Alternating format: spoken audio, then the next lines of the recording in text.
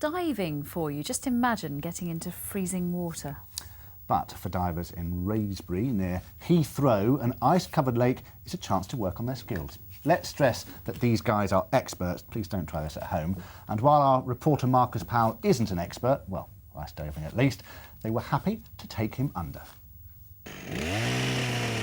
For trainee lumberjacks and tree surgeons, a chainsaw has always been a must, yet it rates as something of a first for frogmen. But this big freeze has provided the perfect opportunity for a bit of ice diving. Living life on the edge. Who needs to go to Russia when you've got Wraysbury just near Heathrow? Well, I've been smeared with KY jelly and smothered from head to foot in rubber. You'll be delighted to know that I'm not auditioning for some part in a fetish film. In fact, this is all about an extreme sport, and it doesn't come much more extreme than this. For the uninitiated amongst you, you do need lots of lubrication to squeeze into a dry suit and some substantial thermal underwear to prevent you from freezing to death. Here at the Wraysbury Dive Centre, they're offering specialist courses in ice diving, a rare opportunity in the UK.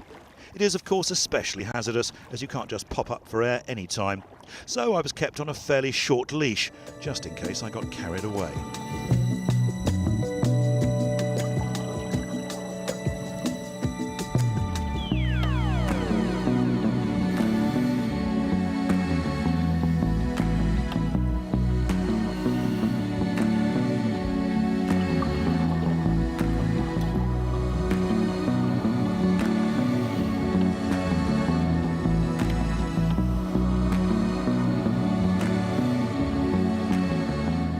Obviously, you know, places like Sweden, Russia, places like they have to dive under ice pretty much all year round, so there's got to be a safe way of doing it, and that's where it all came from. Obviously, we don't get ice as much over here, so we have to take every opportunity we can to dive under it safely, I suppose. We had quite a few at the weekend come down thinking, oh yeah, great, we can jump under the ice, and then suddenly think, actually, maybe not, we need to do a bit more before we jump in.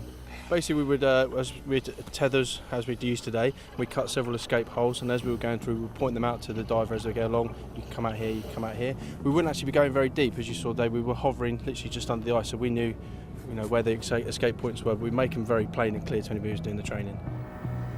Well, although some might have wished it otherwise, I'm afraid I surfaced.